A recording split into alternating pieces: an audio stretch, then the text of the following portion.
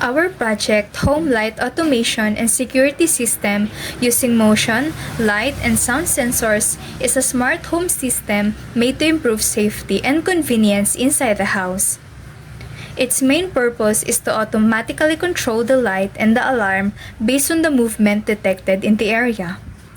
The system uses several components, including a PIR motion sensor that detects movement, an LDR light sensor that checks if the place is bright or dark, and a sound sensor with a potentiometer that adjusts and senses loud or unusual sounds.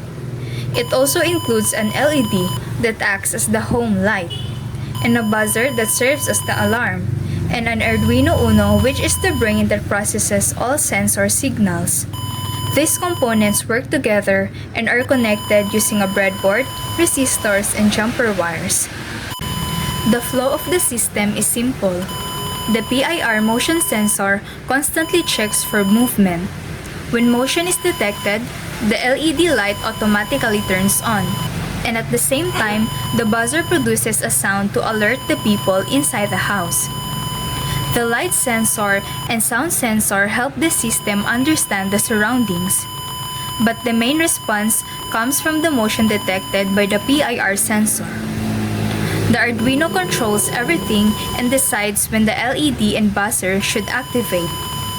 Through this process, the system provides automatic lighting and improved security, making the home safer, smarter, and more energy efficient.